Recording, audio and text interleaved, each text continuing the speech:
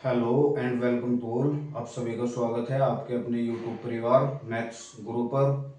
जैसे कि आपको पता है, हम प्राचीन भारत यानी कि प्राचीन इतिहास की मोस्ट इम्पोर्टेंट लूसेंट की स्टडी कर रहे हैं। लूसेंट का पूरा उसको कवर कर रहे हैं। और आज ये क्लास नंबर 2 है। प्राचीन हिस्ट्री की क्लास नंबर 2 है। और ऐसे ही 1 मंथ में हम पूरे लूसेंट को कवर करेंगे। चलिए वीडियो को शुरू करते हैं और इसका पार्ट 2 देखते हैं। आइए,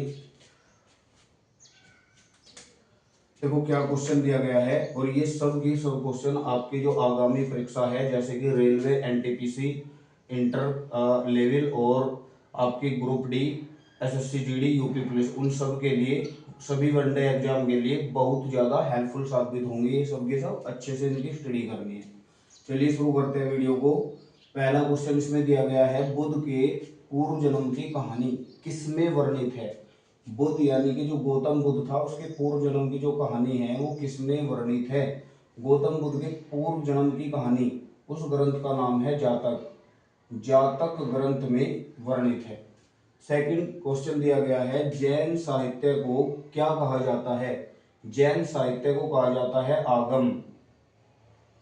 जैन साहित्य को आगम कहा जाता है।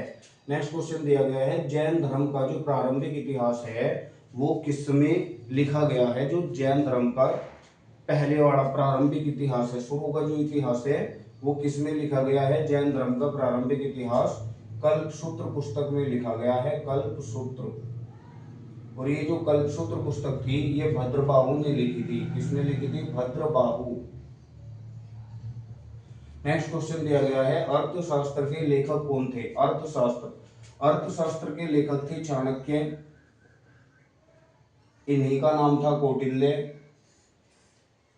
इन्हीं का नाम था विष्णुगुप्त। विष्णुगुप्त। जो अर्थशास्त्र पुस्तक थी इसको लिखा था चाणक्य ने, और चाणक्य को ही कौटिल्य कहा जाता था, कौटिल्य को ही विष्णुगुप्त कहा जाता था। और ये जो अर्थशास्त्र पुस्तक थी ये आधारित थी किस पर? ये प्रशासन पर आधारित थी, राजनीति पर आधारित थी। नेक्स्ट क्वेश्चन दिया कि राजतरंगिणी जो पुस्तक है वो किसने लिख रखी है। राजतरंगिणी पुस्तक लिख रखी है कल्हण। कल्हण नाम का राइटर था जिसने ये पुस्तक लिखी। नेक्स्ट दिया, अरबों की सिंध विजय का जो वृत्तांत मिलता है वो किस पुस्तक में मिलता है। अरब जो 712 में भारत में आए थे, अरबों की सिंध विजय का वृत्तांत किसमें दिया गया है। अरब जो थे जो कि एमबीके के नेतृत्व में, एमबीके मतलब मोहम्मद बिन कासिम के नेतृत्व में पहला मुस्लिम आक्रमण किया था अरब वासियों ने और सिंध जीत लिया था। तो अरब की जो सिंध विजय हुई थी वो 712 ईस्वी में, वो आपसे पूछ रहा है वो किस पुस्तक में दी गई है। तो अरबों की सिंध विजय का वृत्तांत जो है वो चचनामा नामक पुस्तक में है। चचनामा। और ये जो चचनामा पुस्तक लिख रखी है ये लिखी थी अली अहमद ने। अली अहमद। नेक्स्ट क्वेश्चन आपको दिया, संस्कृत भाषा व्याकरण। संस्कृत भाषा व्याकरण की जो पहली पुस्तक है उसका नाम बताना है। संस्कृत भाषा व्याकरण की पहली पुस्तक जो लिखी थी वो पाणिनि ने लिखी थी। और कौन सी पुस्तक थी? अष्टाध्यायी पुस्तक थी। उस पुस्तक का नाम था अष्टाध्यायी। अष्टाध्यायी लिखी किसने थी? पाणिनि। ये पुस्तक लिखी थी इसने। नेक्स्ट क्वेश्चन दिया, गार्गी संहिता। गार्गी संहिता नामक जो पुस्तक है वो किसने लिखी। गार्गी संहिता जो पुस्तक है वो लिखी थी कात्यायन ने। इसका जो राइटर था वो कौन था? कात्यायन। अब इसमें हमें जानकारी किसकी मिलती है? जो गार्गी संहिता पुस्तक है जो भारत पर यवन आक्रमण हुए, यवन आक्रमण की जानकारी इससे मिलती है। यवन आक्रमण की जानकारी, यमन आक्रमण की जानकारी इससे हमें प्राप्त होती है। नेक्स्ट क्वेश्चन दिया गया है, पुष्यमित्र शुंग के पुरोहित कौन थे। जो पुष्यमित्र शुंग था इसके पुरोहित थे पतंजलि। और ये जो पुष्यमित्र शुंग था ये था आपका ब्राह्मण जाति का था ये। और जब इसने इस शुंग वंश की स्थापना की थी, पुष्यमित्र शुंग के जो पुरोहित था वो तो था कौन? पतंजलि। और किस जाति का था पुष्यमित्र शुंग? ब्राह्मण जाति का था। और शुंग वंश की इसने क्या कर दी थी? स्थापना कर दी थी। नेक्स्ट क्वेश्चन दिया, टेसियस कौन था? टेसियस था एक ईरान का राजवैद। ईरानी राजवैद था ये, ईरान का राजवैद। नेक्स्ट क्वेश्चन दिया, हिस्ट्री का जो पिता कहा जाता है, इतिहास का पिता, वो किसे कहा जाता है? इतिहास का पिता कहा जाता है हेरोडोटस। हेरोडोटस को इतिहास का पिता कहा जाता है और इसने एक पुस्तक लिख रखी है हेरोडोटस ने, उसका नाम था हिस्टोरिका। हिस्टोरिका। नेक्स्ट क्वेश्चन दिया गया है, सिकंदर के साथ आने वाले जो लेखक थे वे कौन थे? जो मुख्य लेखक थे, इंपोर्टेड है ये क्वेश्चन आपके लिए। सिकंदर के साथ जो आने वाले राइटर थे उनमें से कौन कौन थे? एक का नाम था निरियाकस, एक का नाम था अरिस्टोबुलस, अरिस्टोबुलस, और एक का नाम था अनेसीक्रेट्स। जो सिकंदर था, सिकंदर जो भारत पर आक्रमण करने के लिए आया था, पहला यूरोपीय भी बोला जाता है इसको, कि पहला यूरोपीय शासक कौन था जिसने भारत पर आक्रमण किया? तो पहला यूरोपीय शासक कौन था? वो सिकंदर था। इसके साथ साथ कौन राइटर आए थे? तो इसके साथ साथ तीन राइटर आए थे जो मुख्य थे, एक था निरियाकस, एक था अनेसीक्रेट्स, और एक था कौन? अरिस्टोबुलस। नेक्स्ट क्वेश्चन दिया गया है मेगास्थनीज। अब देखो ये जो मेगास्थनीज था, ये सबसे पहले किसके दरबार में भारत आया था? उस समय किसका शासन था? चंद्रगुप्त मौर्य का। चंद्रगुप्त मौर्य के शासन काल में ये भारत आया था। नेक्स्ट, इसने जो पुस्तक लिखी मेगास्थनीज ने, वो पुस्तक कौन सी थी? इसकी पुस्तक का नाम था इंडिका। नेक्स्ट क्वेश्चन दिया, ये राजदूत किसका था? मेगास्थनीज जो था वो किसका राजदूत था? तो ये राजदूत था सेल्यूकस निकेटर का। Seleucus Nicator. अब ये सेल्यूकस निकेटर कौन था? आगे पढ़ोगे जाके। सेल्यूकस निकेटर था सिकंदर का सेनापति। नेक्स्ट क्वेश्चन दिया गया है, डाईमेकस किसके दरबार में आया था? जो डाईमेकस था ये भारत आया था बिंदुसार के दरबार में। किसके दरबार में आया था? बिंदुसार के दरबार में आया था। और किसका राजदूत था? ये था मिस्र राजा, मिस्र राजा फिलाडेल्फस। मिस्र राजा फिलाडेल्फस का राजदूत था। जो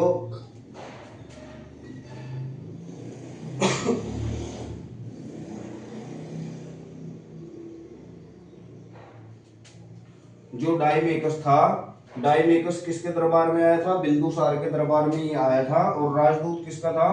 राजदूत था सीरिया राजा, सॉरी ये किसका था? सीरिया राजा। ये था सीरिया का जो राजा था, सीरिया के राजा आंतियोकस। ये जो राजदूत था, किसका राजदूत था? सीरिया के राजा आंतियोकस का ये राजदूत था। चलिए चलते हैं आगे नेक्स्ट क्वेश्चन पर।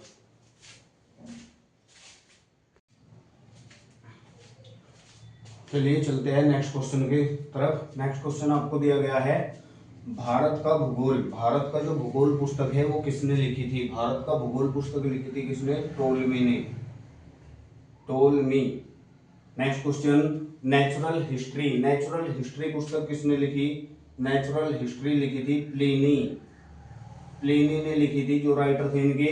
नेक्स्ट क्वेश्चन दिया, फायान जो था वो किसके दरबार में भारत आया था? फायान, फायान चंद्रगुप्त सेकंड, चंद्रगुप्त सेकंड के दरबार में भारत आया था। चंद्रगुप्त सेकंड को ही विक्रमादित्य भी कहा जाता है, यानी कि चंद्रगुप्त विक्रमादित्य भी इसे ही बोला जाता है। नेक्स्ट क्वेश्चन दिया, संयोगन भारत कब आया? संयोगन भारत आया था 518 ईस्वी में। नेक्स्ट क्वेश्चन, हवेनसांग जो था किसके समय भारत आया था? हवेनसांग, हवेनसांग आया था हर्षवर्धन के शासन में, हर्षवर्धन के शासन काल में भारत आया था। कब तक रहा ये? 629 से लेकर और 645 ईस्वी तक का भारत में रहा। 629 से और कब आया? 629 और 645।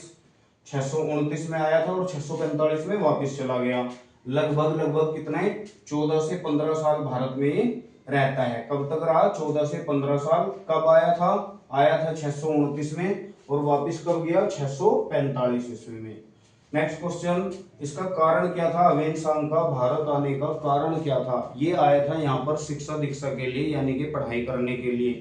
अब ये नालंदा विश्वविद्यालय जो कि बिहार में पड़ता है उसमें शिक्षा ग्रहण करने के लिए आया था। नालंदा विश्वविद्यालय में शिक्षा के लिए आया था भारतीय।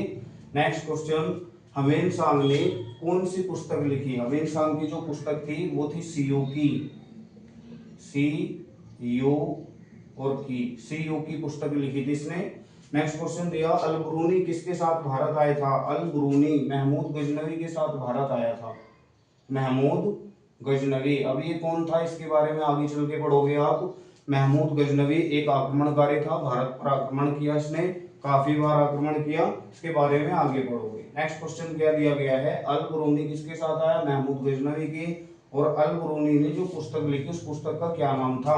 तो इसने लिखी थी तहकीक ए हिंद पुस्तक, तहकीक ए हिंद, तहकीक हिंद पुस्तक लिखी थी। Next question, Ibn Battuta imported है, ये भी एग्जाम में काफी बार पूछा गया है। इब्न बतूता किसके समय भारत आया था? तो इब्न बतूता जो भारत आया था वो आया था एमबीटी के शासनकाल में। अब ये एमबीटी क्या है, इसको शॉर्ट रूप में लिख देते हैं एमबीटी। इसका नाम है मोहम्मद बिन तुगलक, जिसको आप आगे पढ़ोगे इसको पागल बादशाह भी कहा जाता था। इब्न बतूता किसके समय भारत आया? एमबीटी के, यानी कि मोहम्मद बिन तुगलक के शासनकाल में भारत आया। नेक्स्ट दिया, ये कब भारत आया? तो ये आया था 1333 में भारत, 1333 में। इसने कौन सी पुस्तक लिखी? रेहला नाम की इसने पुस्तक लिखी, रेहला। कहाँ का यात्री था ये? यात्री कहाँ का था? जो इब्न बतूता था भारत आया था 1333 में एमबीटी के समय में। ये कहाँ का यात्री था? मोरक्को का यात्री था, ये मोरक्को का यात्री था, मोरक्को यात्री। दिल्ली में जब आया तो इसको सुल्तान के द्वारा कौन सा पद दिया गया था? दिल्ली में जब आया तो इसे काजी का पद दिया गया था, काजी के पद पर इसे नियुक्त कर दिया गया था। नेक्स्ट दिया, कंगियोर व तंगियोर पुस्तक किसने लिखी? कंगियोर व तंगियोर पुस्तक लिखी थी तारानाथ ने। किसने लिखी? तारानाथ। नेक्स्ट दिया, सर्वप्रथम भारतवर्ष का जो जिक्र होता है वो किस अभिलेख में होता है? भारतवर्ष का जो जिक्र हुआ सर्वप्रथम किस अभिलेख में भारतवर्ष का जिक्र हुआ? उसका नाम था हाथी गुम्फा अभिलेख, हाथी गुम्फा अभिलेख। नेक्स्ट दिया, हाथी गुम्फा अभिलेख से संबंधित सर्वप्रथम भारतवर्ष का जो जिक्र हुआ था वो किसमें हुआ था? हाथी गुम्फा अभिलेख में। नेक्स्ट दिया, भारत जो सर्वप्रथम भारत पर होने वाले हुण आक्रमण है उनकी जानकारी किससे मिलती है? जो हुण आक्रमण सबसे पहले हुए उसकी जानकारी मिलती है भीतरी स्तंभ लेख से। किससे मिलती है? भीतरी स्तंभ लेखों से जानकारी प्राप्त होती है, भीतरी स्तंभ लेखों से। नेक्स्ट क्वेश्चन दिया, सती प्रथा का पहला लिखित साक्ष्य ये कहां से प्राप्त होता है? सती प्रथा का पहला लिखित साक्ष्य प्राप्त हुआ था हमें एरन अभिलेख से। किससे प्राप्त हुआ था? एरन अभिलेख से प्राप्त होता है।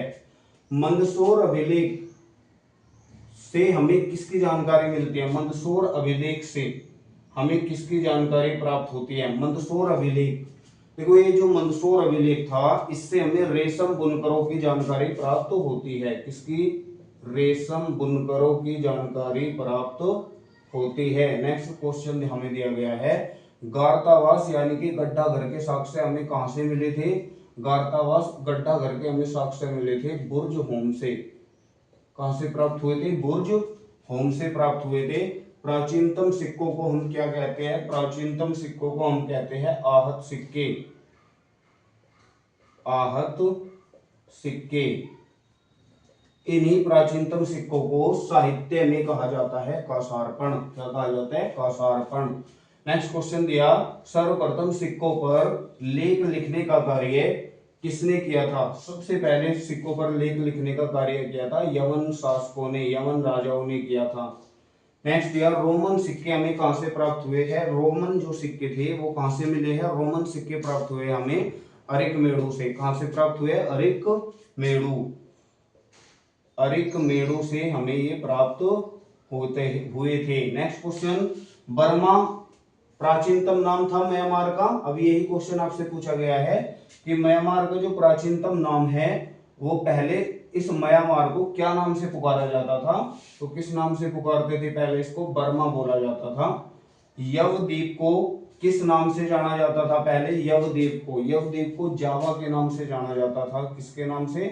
जावा के नाम से इसको जानते थे। हाथी गुम्फा अभिलेख से संबंधित शासक बताना है। जो हाथी गुम्फा अभिलेख से संबंधित है तो वो थे कलिंग के राजा, कलिंग के राजा खारवेल। इससे कौन संबंधित है? कलिंग राजा खारवेल। इंपॉर्टेंट है बहुत ज्यादा क्वेश्चन, बार बार एग्जाम में पूछा जाता है। नेक्स्ट दिया, जूनागढ़ अभिलेख से संबंधित राजा कौन था? जूनागढ़ अभिलेख से संबंधित राजा था रुद्रदामन, रुद्रदामन। नेक्स्ट दिया, नासिक अभिलेख से संबंधित राजा कौन था? नासिक अभिलेख से संबंधित था गौतमी बलश्री, गौतमी बलश्री। प्रयाग स्तंभ लेख से संबंधित राजा कौन था? प्रयाग स्तंभ लेख से संबंधित राजा था समुद्रगुप्त, समुद्रगुप्त। नेक्स्ट दिया, ऐहोल अभिलेख से संबंधित राजा बताइए। ऐहोल अभिलेख से संबंधित राजा था पुलकेशिन, पुलकेशिन, पुलकेशिन। आज के क्वेश्चन समाप्त हुए। अगर आपको वीडियो अच्छी लग रही है तो वीडियो को लाइक कीजिएगा, शेयर कीजिएगा और चैनल को सब्सक्राइब कीजिएगा। अब देखो यहाँ से कैसे आपकी बुक लुसेंट को कवर कर रहे हैं हम, उसको कैसे कैसे हम लेके चलेंगे ये आप नोट कर सकते हो। जैसे